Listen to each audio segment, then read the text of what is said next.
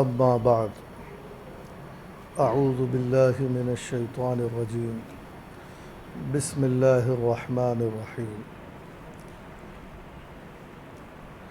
ان الدین عند اللہ الاسلام۔ بزرگان محترم، نوجوان ساتھیوں، ابھی آپ حضرات کے سامنے اعلان بھی کیا گیا کہ یہ محفل، یہ مجلس اس لیے منعقد کی جاتی ہے تاکہ ہمارے اندر اعمال کی بات پیدا ہو جائے۔ علم تو ہے، یہ محفل علم کی بھی ہے، معلومات میں اضافے کی بھی ہے، لیکن اس کا مقصد صرف معلومات میں اضافہ نہیں ہے، بلکہ اس کا مقصد اعمال میں اضافہ ہے۔ جن اعمال کا ہمارے اندر ہونا چاہیے اس میں اضافہ، اور پھر جو اعمال ہمارے اندر نہیں ہونا چاہیے وہ اعمال کے خاتمے کی محفل ہے۔ یہ بہت اس اعتبار سے اگر غور کیا جائے تو یہ اہم ترین مجلس ہے ہمارے لیے۔ یہ کوئی معمولی مجلس نہیں ہے، کیونکہ ہر مومن اور مسلمان کا مقصد ہی عبادت ہوتا ہے، اس لیے کہ اللہ تبارک و تعالیٰ نے انسانوں کو اسی لیے پیدا کیا کہ وہ اس کی عبادت کرے۔ وَمَا خَلَقْتُ الْجِنَّ وَالْإِنسَ إِلَّا لِيَعْبُدُونَ، کہ انسانوں اور جنات کی پیدائش کا مقصد ہی یہ ہے کہ وہ اللہ تعالیٰ کی عبادت کرے۔ یہ مقصد کی چیز ہے، اور باقی جتنی چیزیں ہیں وہ ضروریات کی چیزیں ہیں۔ ہمارے پاس گھر ہے، ایک ضرورت کے لیے ہے، سواری ہے تو ضرورت کے لیے ہے، کھاتے ہیں تو ضرورت کے لیے ہے۔ کیسا بھی چلے گا، ضرورت چھوٹے سے گھر میں بھی پوری ہو جائے گی، بڑے گھر میں بھی پوری ہو جائے گی، سیدھا سادہ کھا کر بھی زندگی ہو جائے گی، اور عمدہ غذائیں کھا کر بھی زندگی ہو جائے گی۔ عمدہ سواری سے بھی کام چلے گا، معمولی سواری سے بھی کام چلے گا، قیمتی کپڑوں سے بھی کام چلے گا دنیا میں، اور معمولی قیمت کے کپڑوں سے بھی کام چلے گا، بہت عمدہ جوتوں سے بھی کام چلے گا، معمولی قسم کی چیزوں سے بھی ضرورت پوری ہو جاتی ہے، معمولی قیمت کے چپل پہن کر بھی ضرورت پوری ہو جاتی ہے۔ لیکن ایک ہوتا ہے مقصد، اور وہ مقصد انسان کا دین ہے۔ جب وہ مقصد ہے تو یہ ضروریات سے بڑی چیز ہے وہ، تو آپ اندازہ لگا سکتے ہیں کہ اس کی ہمیں کتنی فکر ہونا چاہیے، اور اسی دین کے اوپر، اسی مقصد پر ہم جمے رہیں گے تو آخرت میں ہمارے لیے نجات ہے۔ آخرت کی جو زندگی، جو ہمیشہ ہمیشہ کی زندگی ہے اور اصل زندگی ہے، یہ زندگی ہماری اصل نہیں ہے، اس کے اندر تکلیفیں کوئی معنی نہیں رکھتی، اور اس کے اندر راحت بھی آخرت کے مقابلے میں کوئی معنی نہیں رکھتے۔ یہاں کی تکلیفیں تو کوئی تکلیف ہی نہیں آخرت کے مقابلے میں۔ اصل تو تکلیف، اصل نقصان، اصل تباہی وہاں ہے جو آدمی اسلام کے مطابق زندگی نہیں گزارے گا، دین کے مطابق زندگی نہیں گزارے گا، بلکہ اپنی نفسانیت کے مطابق گزارے گا، دین کے خلاف گزارے گا، یا اسلام کے خلاف زندگی گزار کر جائے گا، اور توحید سے ہٹ کر شرک کی زندگی گزارے گا، اور سنت سے ہٹ کر بدعت کی زندگی کو اختیار کرے گا، اور اللہ تعالیٰ کے احکامات کے مقابلے میں شیطان کے وسوسوں کو قبول کر کے طرح طرح کی ظاہری اور باطنی گناہوں میں مبتلا ہو جائے گا، تب اس کے لیے اصل نقصان ہے، تباہی ہے، اور آخرت میں ہوگا وہ۔ قرآن کریم میں ہے وَمَن يَبْتَغِ غَيْرَ الْإِسْلَامِ دِينًا فَلَن يُقْبَلَ مِنْهُ وَهُوَ فِي الْآخِرَةِ مِنَ الْخَاسِرِينَ۔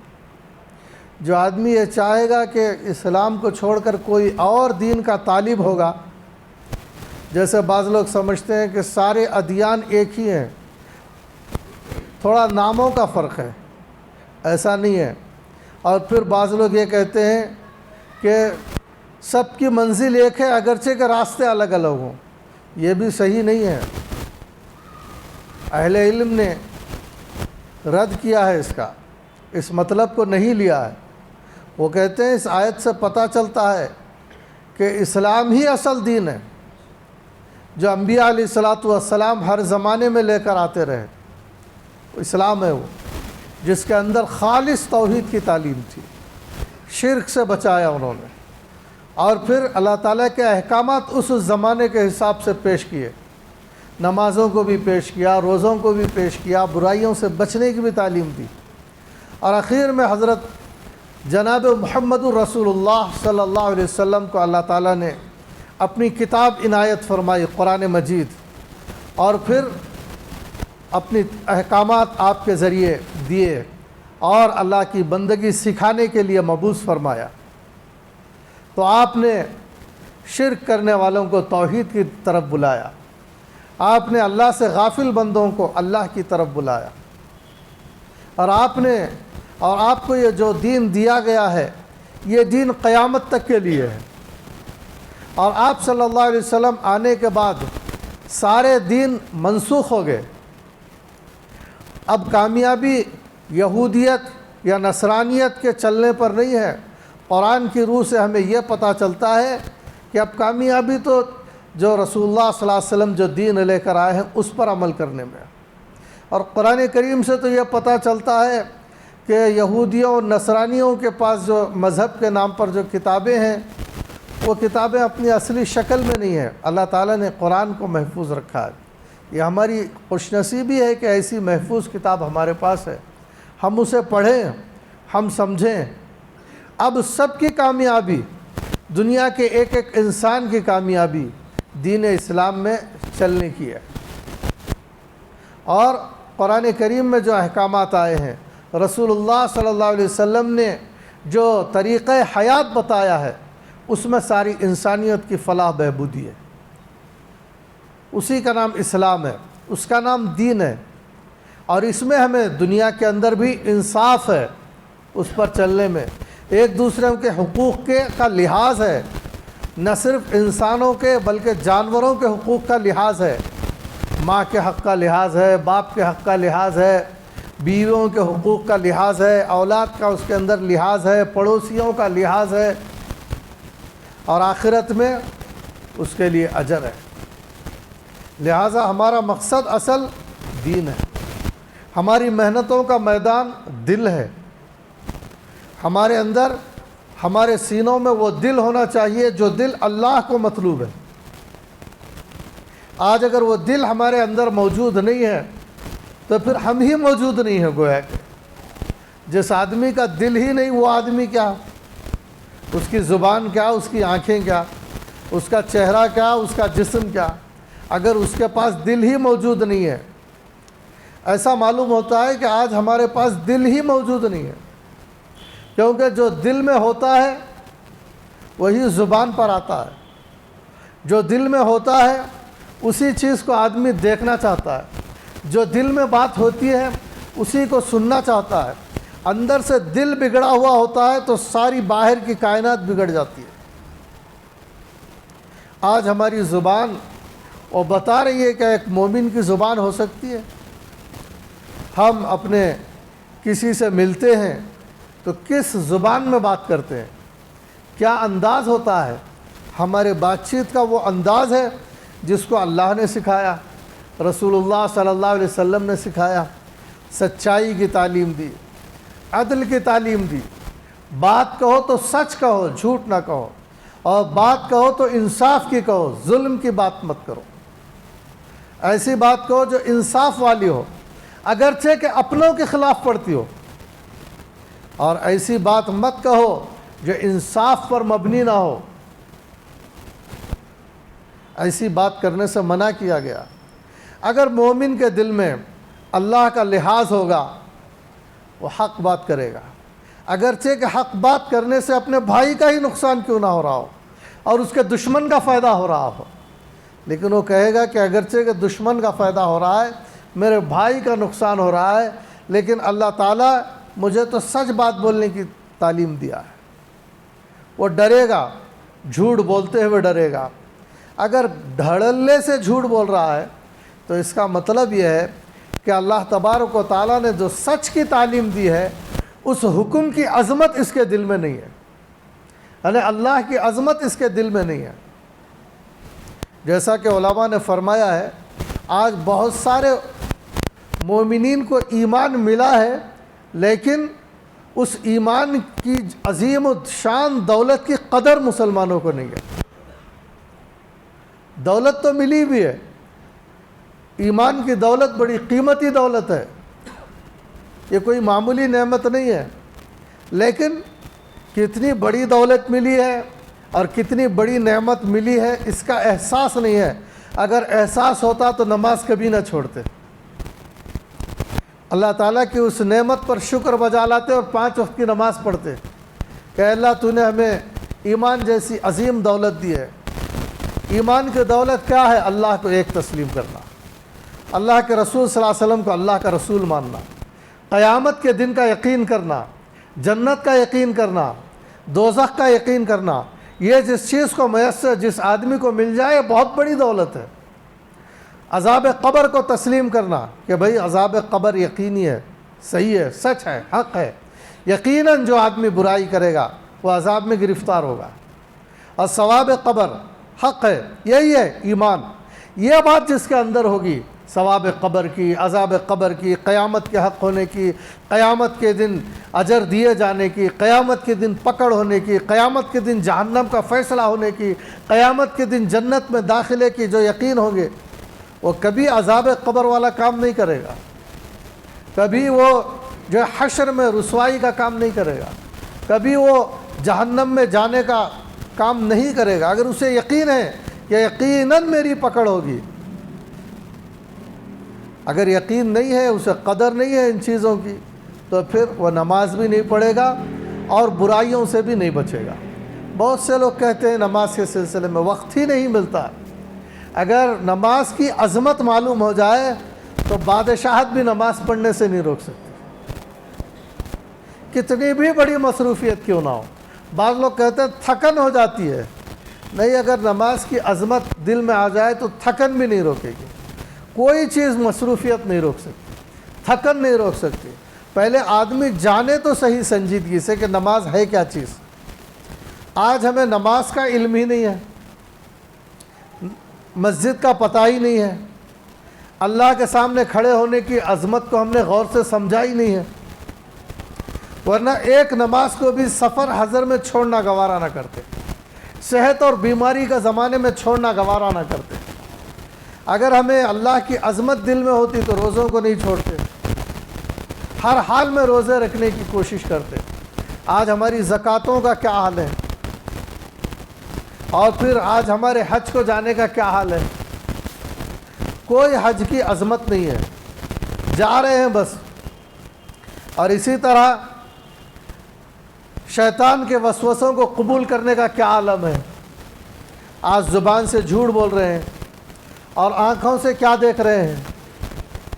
ایک مومن دیکھنے سے وہ تعلق ہی نہیں رکھتا، شیطان نے بہکایا اور دیکھنے لگ گئے، اور فلاں فلاں چیزیں دیکھتے ہیں، اور کیا کیا سن رہے ہیں، اور کہاں کہاں جا رہے ہیں۔ تو اس سے پتہ چلتا ہے کہ ان کی سزاؤں کا یقین نہیں ہے۔ غور کریں، گناہوں کی خطرناکی کو سوچیں اور اس کے بارے میں سنجیدگی سے غور کریں کہ گناہ کتنی خطرناک چیز ہے اور دنیا میں کیا کیا تباہی لاتی ہے۔ سود سے کیا تباہی آتی ہے، زنا سے کیا تباہی آتی ہے، اور جھوٹ سے کیا تباہی آتی ہے، میوزک سے کیا تباہی آتی ہے، بے پردگی سے کیا تباہی آتی ہے، حسد کرنے سے کیا تباہی آتی ہے، بدعت کے اندر سے بدعت کرنے سے کیا نقصانات ہوتے ہیں۔ اور شیطان کتنا خوش ہوتا ہے، جو ہمارا روحانی دشمن ہے، ہماری روح کا دشمن ہے، وہ چاہتا ہے کہ ہم عذاب قبر میں مبتلا ہونے کے کام کریں۔ شیطان چاہتا ہے کہ ایمان پر خاتمہ نہ ہو، شیطان یہی چاہتا ہے کہ اس بندے سے اللہ ناراض ہو جائے۔ لہٰذا ہمیں اس بات کی کوشش اور فکر کر لینی چاہیے کہ ہم ہر قسم کے گناہوں کو چھوڑیں گے اور ہر قسم کی نیکیوں کو اختیار کریں گے۔ آپ ارادہ کریں، یہ کوئی مشکل کام نہیں ہے، گناہوں کو چھوڑنا بہت آسان کام ہے، کوئی مشکل کام نہیں۔ بد زبانی چھوڑی جا سکتی ہے، بد نظری چھوڑی جا سکتی ہے، اور اللہ تعالیٰ سے جو بھی نافرمانیاں ہیں وہ چھوڑی جا سکتی ہے۔ آپ ارادہ کریں، توبہ کریں، استغفار کریں، اللہ سے مانگیں اس سلسلے کے اندر۔ اللہ تعالیٰ سے آپ یوں کہیں، اے اللہ میں گناہوں کی زندگی نہیں گزار سکتا، بس اب یہاں تک جو ہو گیا ہو گیا، زبان سے، دل سے، آنکھوں سے، کانوں سے، یا مال کے ذریعے۔ بعضوں کو اللہ نے مال جیسی نعمت دی ہے تو وہ گناہوں کے کاموں میں خرچ کر رہے ہیں، فضول کاموں میں خرچ کر رہے ہیں۔ صحت جیسی دولت ملی ہے تو اسے برائیوں میں خرچ کر رہے ہیں۔ اگر بندہ اللہ تعالیٰ سے یوں کہے کہ اللہ بس تیری صحت کی بڑی ناقدری ہوئی، تو نے بہترین آنکھیں دی، میں نے اس کو تجھے ناراض کرنے میں لگایا، تو نے بہترین کان عطا فرمائے لیکن میں نے اس کو نافرمانی میں استعمال کیا، تو نے جو ہے دل عطا کیا، میں نے اس کو حسد میں، ریاکاری میں استعمال کیا، اور تو نے مجھے زبان جیسی نعمت دی، میں نے اسے گناہ کے کاموں میں اور فضول باتوں میں لگایا۔ بس اب میں ان تمام چیزوں کو چھوڑنا چاہتا ہوں، میں ان سے باز آنا چاہتا ہوں۔ ایسا کہہ کر تو دیکھے۔ اور کوئی مالدار یہ کہے کہ بس میں اب تک فضول کاموں میں لگاتا رہا، گناہوں کے کاموں میں تیری دی ہوئی مال کی نعمت کو ضائع کرتا رہا، خرافاتی شادیوں میں ضائع کیا، بدعات میں ضائع کیا، شرک کے کاموں میں ضائع کیا، گناہوں کے کاموں میں ضائع کیا، بے فائدہ کاموں میں اللہ جو ہے مال کی نعمت کو ضائع کیا۔ بعض دفعہ دنیا ہی میں پکڑ ہو جاتی ہے۔ جب اللہ تعالیٰ کسی کو مال دینے لگتا ہے تو وہ سمجھتے ہیں کہ یہ مال میرے دماغ کا نتیجہ ہے، یہ مال میری محنت کا نتیجہ ہے، مال میری کوششوں کا نتیجہ ہے۔ جبکہ قرآن کریم پڑھنے سے ایسا معلوم ہوتا ہے کہ دماغ سب کے پاس ہوتا ہے، محنت سب کرتے ہیں، لیکن مال حاصل کرنے میں کامیاب وہی ہوتے ہیں جن کو اللہ کامیاب کرتا ہے۔ ورنہ کوشش تو سبھی کوشش میں نکلے تھے، لیکن بعضوں کو کامیابی ہوئی تو اللہ نے جنہیں کامیاب کیا وہ لوگ کامیاب ہوئے، اللہ نے دیا انہیں، تب جو ہے ان کو مال ملا۔ اسی لیے اللہ نے اپنے دیے ہوئے مال، کیونکہ اللہ سمجھتے ہیں یہ مال میں نے دیا ہے، اسی لیے اس پر زکوٰۃ فرض کر رہے ہیں۔ میری دیے ہوئے مال میں تم زکوٰۃ دو، یہ تمہارا مال نہیں ہے، میں نے دیا ہے تم کو، میں نے عطا کیا، میں نہ دیتا تو کوئی نہ دیتا تم کو، اور اللہ تعالیٰ نے دیا ہے۔ آنکھیں اللہ نے دی ہیں، اگر اللہ نہ دیتا تو دنیا میں کوئی نہ دیتا۔ دل، زبان اللہ نے دی، اگر زبان نہ دیتا تو کوئی نہ دیتا۔ لہٰذا جو ہے ہم یہ کہیں کہ اللہ میں تیری نافرمانی اس سے نہیں کرنا چاہتا، بے چین تو ہو، اللہ کی مدد آ جائے گی۔ ایسا نہیں ہوا، صوفیاء نے فرمایا ہے کہ ایسا نہیں ہوا کوئی بندہ اس کی نافرمانی سے بیزار ہو گیا ہو اور اللہ نے مدد نہ کی ہو، ایسا نہیں ہو سکتا۔ جب کوئی آدمی خدا کی نافرمانی سے بیزار ہی نہیں ہوتا ہے تو اب اللہ کی مدد بھی نہیں آتی۔ اگر وہ کہے کہ میں بیزار ہوں اس جو ہے شیطانی زندگی سے، اس نفسانیت والی زندگی سے، یہ تیری نافرمانی کی زندگی سے، اور یہ تجھ سے دوری کی زندگی سے میں بیزار ہوں، اور بیزار ہو جائے اور روئے، گڑ گڑائے اللہ تعالیٰ سے، تو اللہ تعالیٰ مدد بھیج دیتے ہیں، اللہ تعالیٰ اسے تھام لیتے ہیں، اسے سکون عطا فرماتے ہیں۔ پوچھ کر تو دیکھیے اللہ تعالیٰ سے، اے اللہ میں نہ مال کے ذریعے نہ تیری دی ہوئی صحت کے ذریعے میں جو ہے تیری نافرمانی نہیں کرنا چاہتا، بلکہ میں اپنی جان کو اچھے کاموں میں لگانا چاہتا ہوں۔ آپ ارادہ کریں، مضبوط ارادہ کریں۔ بعض لوگ کہتے ہیں ہمیں فجر کی نماز پڑھنا بہت مشکل ہے، ہم 4 نمازیں آسانی سے پڑھ لیتے ہیں، ہم فجر کی نماز نہیں پڑھ سکتے۔ میں کہتا ہوں آپ عشاء کے وقت ہی ارادہ کر لیں کہ ہم فجر کی نماز پڑھیں گے، فجر کا تہجد کی بھی نیت کریں گے تو اللہ اٹھا دے گا۔ فجر تو جو ہے بہرحال وہ تو بہت کافی آرام کے بعد کا قصہ ہے، تھکن اتر کر بھی آدمی کی سونے کے بعد کافی جو ہے آگے تک بات بڑھ جاتی ہے، تب فجر کا نمبر آتا ہے، ورنہ تو چند گھنٹوں میں ہی انسان کی دن بھر کی تھکن اتر جاتی ہے۔ وہ چاہے تو اللہ تعالیٰ سے اپنا تعلق بڑھا سکتا ہے، اور یہ وقت اللہ تعالیٰ کے ساتھ تنہائیوں میں گزار سکتا ہے. لیکن لوگ کہتے ہیں فجر ہمارے لیے مشکل ہے. میں کہتا ہوں اگر جو ہے وہ عشاء میں ہی ارادہ کرے کہ مجھے اللہ فجر پڑھنا ہے، اس کے لیے دل میں تڑپ جائے اور اللہ سے مدد طلب کرے کہ آپ چاہیں تو میں آ سکتا ہوں فجر کے لیے. دیکھیے اللہ کی مدد ہوتی ہے کہ نہیں، کر کے تو دیکھیے. اللہ تعالیٰ آسان فرما دیتے ہیں. اللہ تعالیٰ اپنی طرف آنے والے کے لیے مشکلات نہیں ٹھہراتے ہیں. جو بھی قرآن سیکھنا چاہے اللہ آسان فرما دیتے ہیں. نمازی بننا چاہے اللہ تعالیٰ اسے نمازی بنا دیتے ہیں. داڑھی رکھنا چاہے اللہ تعالیٰ اسے مدد فرماتے ہیں اور داڑھی رکھ پاتا ہے. تو اسی طرح ہمیں ان کاموں کو کرنا چاہیے، ہمت سے کام لینا چاہیے. بعض باتیں میں نے اس کاپی میں نوٹ کیا ہے، وہ بھی شاید آپ کو کام آئیں گی اور اس محفل کے مناسب ہوں گی. اسے بھی میں آپ حضرات کے سامنے سناتا ہوں. نمبر وار لکھی ہوئی ہے، شاید کسی کے کام آ جائے، کیونکہ مختلف لوگوں کے حالات سامنے آتے رہتے ہیں. بعض لوگ کہتے ہیں کہ ہم گناہوں سے نہیں بچ پاتے، ہم ارادہ کرتے ہیں دینی محفلوں میں ارادہ کرتے ہیں کہ ہمیں گناہوں سے بچنا چاہیے. بات سمجھ میں آ جاتی ہے، لیکن باہر جانے کے بعد ہماری وہ حالت نہیں ہوتی کہ ہم گناہوں سے بچیں. ہم یہاں آپ کے سامنے بیٹھتے ہیں اور رونا بھی آتا ہے، اور بعد میں جب جاتے ہیں تو گناہ میں ابتلا ہو جاتا ہے. اور ارادہ بھی کرتے ہیں نمازوں کے پڑھنے کا، بعد میں چھوٹ جاتی ہیں. اور تلاوتیں، ساری باتیں تھوڑی دیر کی بات رہ جاتی ہے، گھنٹے 2 گھنٹے میں سب ختم، 1-2 دن میں ساری حالت گم ہو جاتی ہے. وہ حالت گم نہ ہو، وہ حالت باقی رہے. ہم گناہوں سے بچنے کا ارادہ دائمی طور پر اپنے اندر پائیں اور ہم نیکیوں میں لگے رہیں.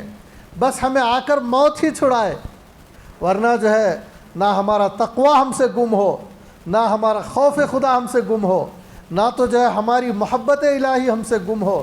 ہر وقت ہم اللہ سے ڈرتے رہیں، ہر وقت ہم اللہ تعالیٰ سے کی طرف لپکتے رہیں.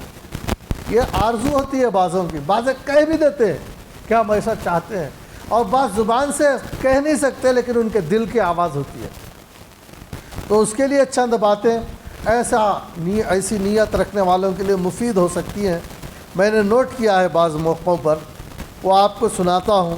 سالکین کے لیے ہو سکتا ہے کہ کارآمد ہو. نمبر 1، روح کے لیے مضر تنہائیوں سے رکنا چاہیے. آدمی بعض دفعہ لوگوں کے درمیان شرما جاتا ہے، برے کاموں سے شرما جاتا ہے. نیک بنا رہتا ہے، نمازی بنا رہتا ہے، تلاوت کرتا رہتا ہے اور بیانات میں رو بھی لیتا ہے، لیکن ان جلوتوں میں شیطان اسے نہیں بہکاتا اور نماز پڑھنے دیتا ہے. لیکن خلوت میں اس کے پاس موجود ہوتا ہے، کہتا ہے کہ اب تو کوئی نہیں ہے، اب تو کسی کو خبر نہیں ہے، اب آپ کر لیجئے جو کرنا ہے، آپ کوئی برائی کر لیجئے.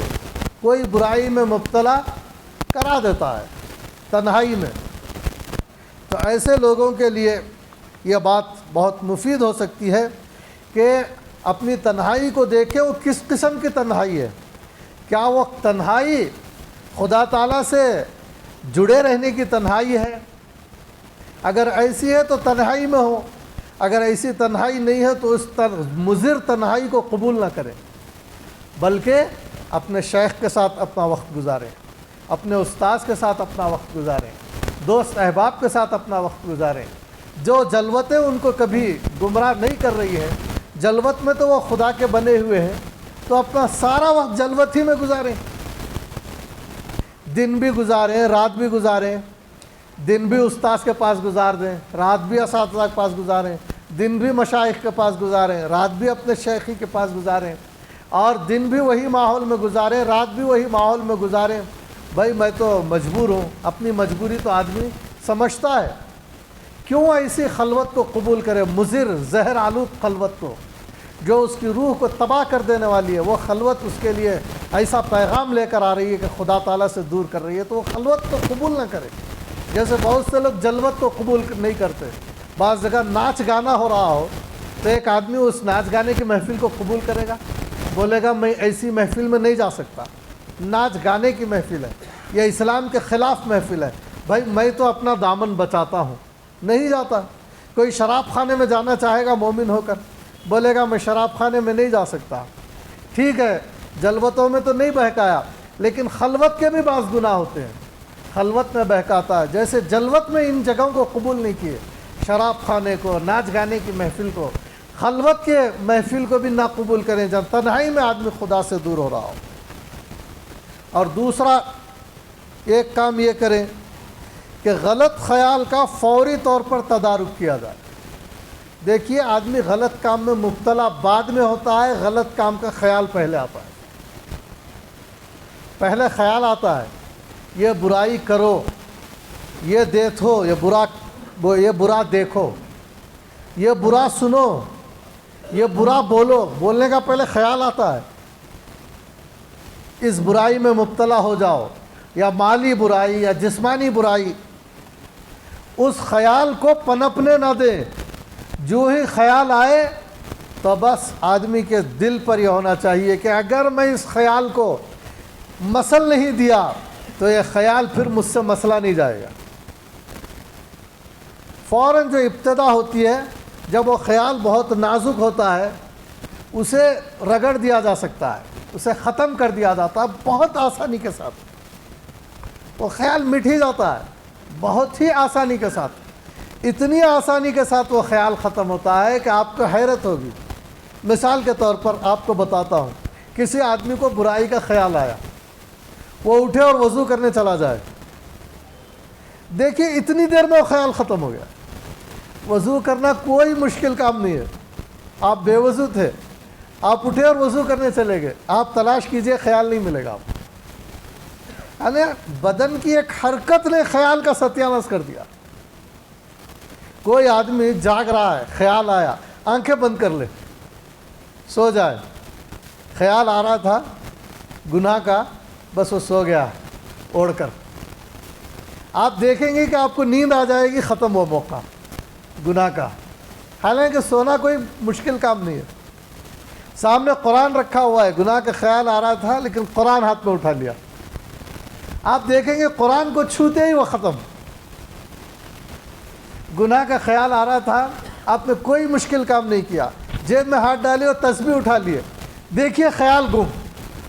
حالانکہ جیب میں ہاتھ ڈالنا ہے، تسبیح اٹھانا ہے، نہیں بھی مجھے یہ برائی نہیں کرنا ہے، البتہ تسبیح پڑھ لینا ہے، آپ 2 مرتبہ لا الہ الا اللہ نہیں بولیں گے، آپ سبحان اللہ نہیں بولیں گے، خیال گم۔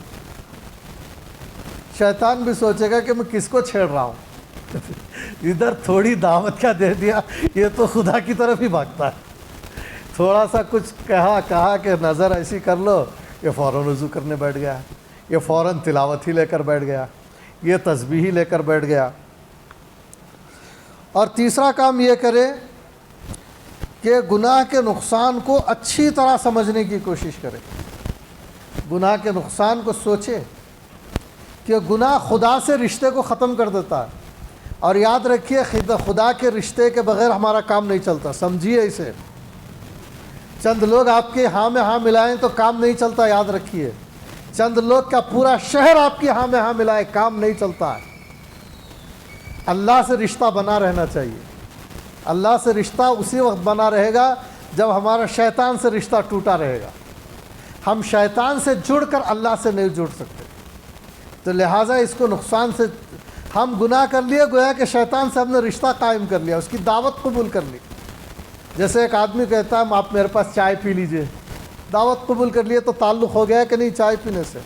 کھانا کھا لیا، آپ میرے گھر کھانا کھا لیجئے، تعلق ہو گیا میزبان سے تھوڑا بہت، تو وہ کیا کہتا ہے کہ یہ گناہ کر لیجئے، تعلق تو قائم ہو گیا گناہ کرنے کے بعد۔ تو شیطان سے تعلق رکھتے ہوئے خدا تعالیٰ سے تعلق نہیں ہو سکتا، تو یہ چیز مجھے خدا سے توڑ دے گی، اور خدا سے ٹوٹ کر میں ایک لمحے کے لیے بھی نہیں رہ سکتا، یہ سوچ لیجئے، ایک لمحہ بھی نہیں گزارا جا سکتا بھائی۔ جیسے یوں سمجھیے تیرے باپ سے ٹوٹ کر تو رہ سکتا ہے، کوئی بچہ بولے گا نہیں میں میرے باپ سے نہیں ٹوٹ سکتا۔ کسی شاگرد سے پوچھے آپ اپنے استاد سے رشتہ خراب کر لے کر رہ سکتے ہیں؟ ارے یہ تو سوچ ہی نہیں سکتا، میرے مشفق استاد سے میں کیسے رشتہ میں کڑوا کر لے سکتا ہوں، ایسا ہے۔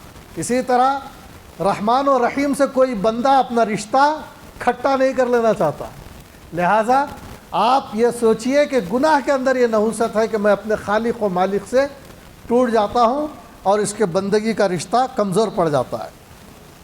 اور چوتھی بات، گناہوں کو چھوڑنے کا سچا و پکا ارادہ کرو، الفاظ نہیں، باتیں نہیں، گناہ چھوڑنا چاہتا ہوں ایسا نہیں، دل کی گہرائیوں سے کہو،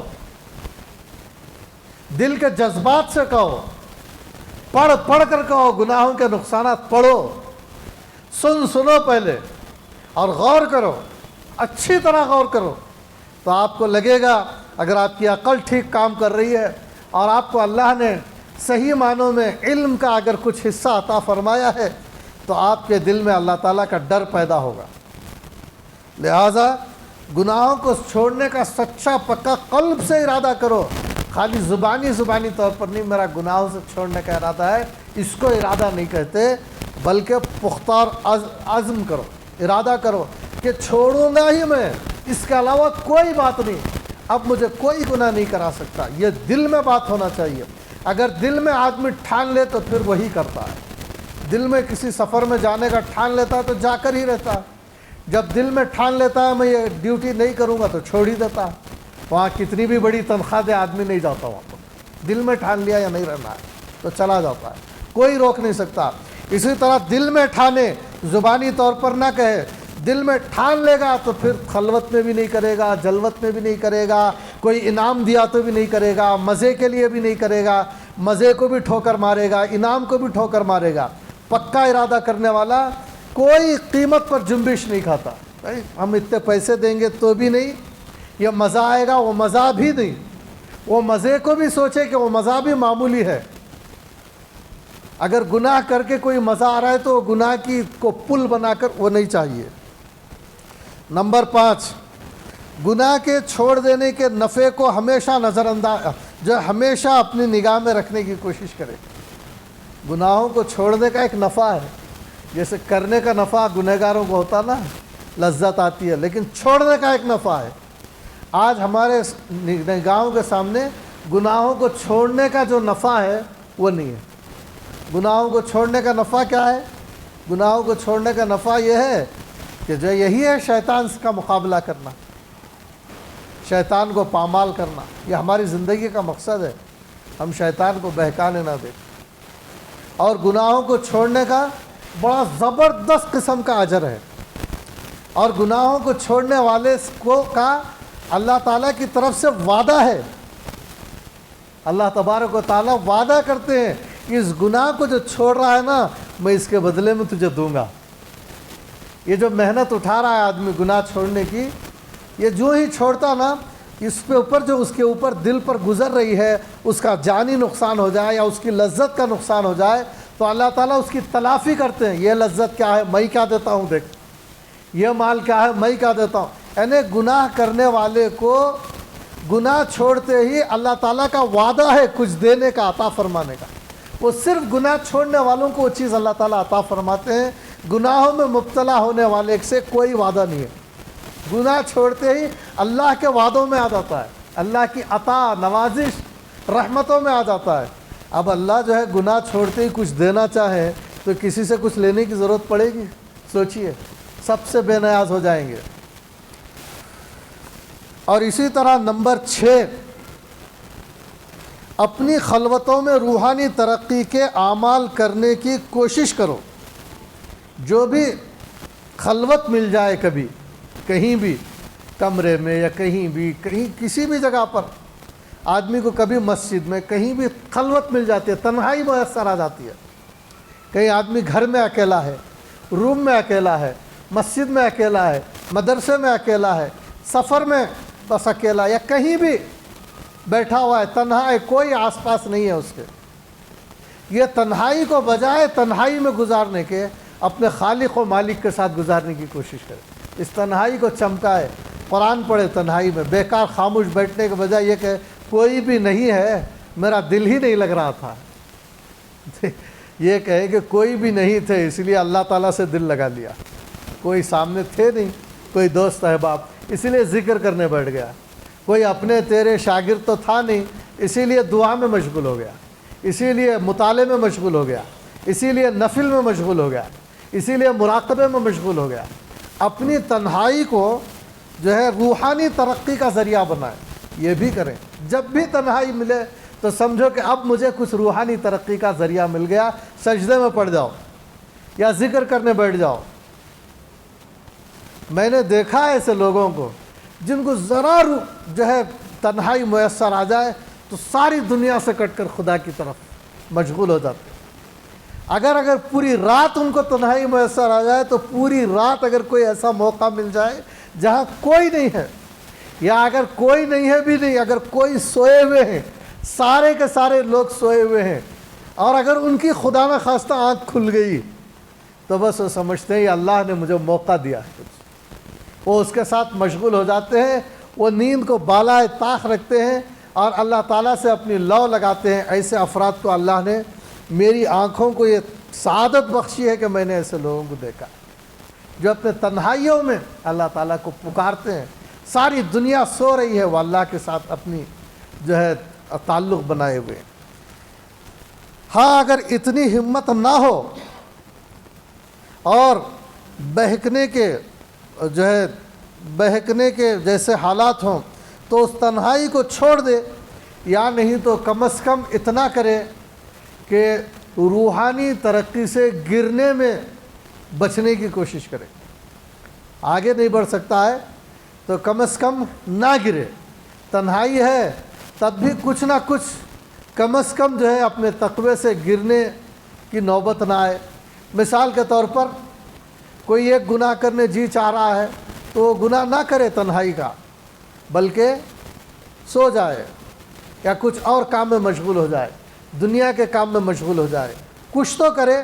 بہرحال اگر تنہائی میں کم از کم ترقی کرنے کا ارادہ نہیں ہے تو جو ہے شیطان کی طرف اپنی رغبت بھی نہ دکھائے اور اللہ کی نگاہ میں گرنے کی بھی کوشش نہ کرے، کیونکہ بعض حضرات کے لیے خلوت مضر ہوتی ہے اور تنہائیاں ان کے لیے روحانی طور پر نقصان دہ ثابت ہوتی ہیں، اور بعض احباب کے لیے جن کا تعلق اللہ سے جڑا ہوتا ہے یہ عین تنہائی کے موقع ہی اللہ تعالیٰ سے لپٹنے کے اور اللہ تعالیٰ سے لو لگانے کی، وہ اپنی تنہائیوں میں اللہ کو منا لیتے ہیں، وہ تنہائیوں میں اللہ سے اپنی سرگوشی کر لیتے ہیں، وہ تنہائیوں سے اپنے بگڑے کام بنا لیتے ہیں، تنہائی میں اپنے حال دل اس کو سنا لیتے ہیں، بلکہ تنہائی میں کھل کر رو لیتے ہیں۔ وہ جلوتوں میں نہیں رو سکتے بلکہ تنہائی میں کھل کر رو سکتے ہیں۔ جلوتوں میں ہو سکتا ہے کہ 2 آنسو گرا دیں، لیکن خلوتوں میں تو وہ اللہ کے سامنے پھوٹ پھوٹ کر رو کر اپنا دکھڑا سنا سکتے ہیں، وہ ان تنہائیوں کا فائدہ اٹھا سکتے ہیں۔ لہٰذا تنہائیوں کا نقصان نہ اٹھائیں، بلکہ کوشش کریں کہ ہماری خلوتوں سے، تنہائیوں سے ہم فائدہ اٹھانے کی کوشش کریں۔ اللہ تبارک و تعالیٰ سے دعا کرتا ہوں کہ اللہ تبارک و تعالیٰ ہمیں ہر لمحہ، ہر قدم قدم پر شیطانیت سے بچائے، نفسانیت سے بچائے، اور ہمیں اخلاص والی، علمی، روحانی ترقی والی زندگی عطا فرمائے، اور اپنی رضا کے ساتھ جینے مرنے، تنہائیوں میں اور جو ہے جلوتوں میں رہنے کی ہمیں توفیق اور ہمت عطا فرمائے۔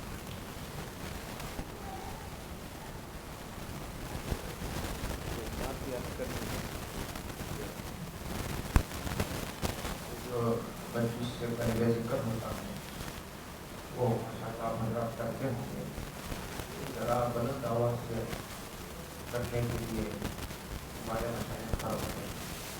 جنگل کا بھی ذکر ہوتا ہے، میرا کے بھی ہمارا مجلس میں بھی ذرا بلند آواز سے کم آپ خود سن سکیں۔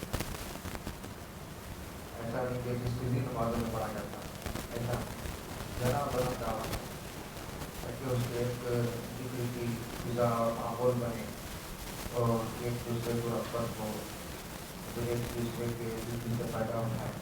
ہمارے حضرت فرماتے ہیں مجلس میں ہر آدمی فائدہ پہنچانے والا بھی ہے اور ہر آدمی دوسرے سے فائدہ اٹھانے والا بھی نہیں ہوتا۔ یہ ذرا بلند آواز سے ذرا ذکر کریں اس طریقے سے، اور پھر ہر چیز جو ہے اپنے ذکر کا معقول بنا لیں۔ بعض بار تنہائی کے تعلق سے تعاون ہوتا ہے، روزانہ 70,000 مرتبہ 80,000 مرتبہ اللہ ملتا ہے۔ ہم اتنا نہ کر سکیں مصروفیت کی وجہ سے، کم سے کم 1000 مرتبہ 500 مرتبہ روزانہ اس وقت تک نکال کر بیٹھ کر رسول کے باوجود ہوگا ادب سے کرداروں کو जैसे यही काम एक मेरा और इसी काम के लिए मैं पैदा हुआ, इससे बड़ा और इससे अहम और ज़रूरी कोई काम मेरे लिए नहीं है।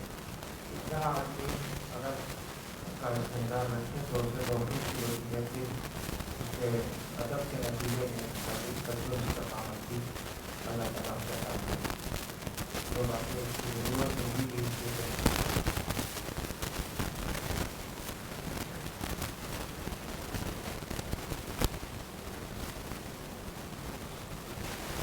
अल्लाहुम्मा सल्ली अला मुहम्मद व अला आलि सय्यिदिना मुहम्मद व बारिक व सल्लिम। रब्बना ला तुज़िग़ क़ुलूबना बअद इज़ हदैतना व हब लना मिन लदुनका रहमा इन्नका अंतल वह्हाब। अल्लाहुम्मा अहदिना सिरातल मुस्तक़ीम। अल्लाहुम्मा अरिनल हक़्क़ हक़्क़न वरज़ुक़ना इत्तिबाअह व अरिनल बातिला बातिलन वरज़ुक़ना इज्तिनाबा। ऐ अल्लाह, हमें सीधे रास्ते पर चला और गलत और टेढ़े रास्ते से हमारी हिफाजत फरमा। या अल्लाह, जो बातें सही और हक़ हैं उनको इख्तियार करने की हमें तौफ़ीक़ अता फरमा, और जो बातें जो काम गलत हैं उनको छोड़ देने की हमें हिम्मत और तौफ़ीक़ अता फरमा। शैतान की शैतानियत से बचा, नफ्स की नफसानियत से बचा। या अल्लाह, हमें तेरे तहज्जुद गुज़ार बंदे बनने की तौफ़ीक़ अता फरमा। तहज्जुद की पाबंदी करने की हमें हिम्मत अता फरमा, और 5 वक्त की नमाज को भी जमात के साथ अदा करने की हमें तौफ़ीक़ और हिम्मत अता फरमा। परवरदिगार, रोज़ाना हमें तिलावत करने की भी हिम्मत अता फरमा। तिलावत का ज़ख़ीरा भी हम आखिरत के सफ़र के वक्त हमारे पास मौजूद रहे। या अल्लाह, तिलावत से महफूज रहने, तिलावत से महरूम रहने से हमारी और हमारे बच्चों की हिफाजत फरमा। या अल्लाह, हमें तिलावत की सआदत अता फरमा, तिलावत की तमन्ना अता फरमा, तिलावत कुरान का शौक़ अता फरमा, और कुरान करीम को समझने की सलाहियत हमें अता फरमा, और उस पर अमल करने की हिम्मत अता फरमा। या अल्लाह, हमारे दिलों को तेरा खौफ अता फरमा, और मतलूबा दर्जे में खौफ अता फरमा। या अल्लाह, ऐसा खौफ अता फरमा जिस खौफ की कमी ना हो, ऐसी कमी ना हो कि हम तेरी नाफरमानी में मुब्तला हो जाएं, और इतनी ज़ियादती भी ना हो कि हम परेशान हो जाएं, दुनिया का कोई काम ना कर सकें। या अल्लाह, मतलूबा खौफ हमें अता फरमा जो तुझे मतलूब है, मसनूना खौफ हमें अता फरमा जो मसनून है। ऐसा खौफ हमें अता फरमा कि उस खौफ का हक़ भी अदा हो, और तुझसे डरने का हक़ भी अदा हो, और दुनिया के सारे काम भी हम आसानी से करते रहें। या अल्लाह, हमें तेरी मोहब्बत का कुछ हिस्सा अता फरमा, ताकि तेरी फरमा बरदारी हमारे लिए आसान तरीन काम हो जाए। या अल्लाह, तिलावत के ज़रिए, ज़िक्र के ज़रिए, तेरी इबादत के ज़रिए जो मोहब्बत हमारे दिलों में पैदा होती है, या अल्लाह, उसे हमारी दिल का हिस्सा बनाइए, उसे ज़ाया ना फरमाइए, और ऐसी महफ़िलों से हमारी हिफाजत फरमा जहाँ इबादतों का, ताअतों का नूर ज़ाया हो जाता है। ऐसी जगहों से हमारी हिफाजत फरमा, ऐसे कामों से हमारी हिफाजत फरमा जिन कामों से दिल की ज़रख़ेज़ी ख़त्म हो जाती है, और दिल सियाह हो जाता है, दिल नाकारा हो जाता है, और दिल में सख्ती आ जाती है। या अल्लाह, ऐसे तमाम कामों से, ऐसे अल्फाज से और ऐसे कामों से हमारी हिफाजत फरमा। इस किस्म की किताबों से हमारी हिफाजत फरमा जिस किताब के अंदर तेरा रास्ता ना हो बल्कि गुमराहियाँ भरी हुई हों।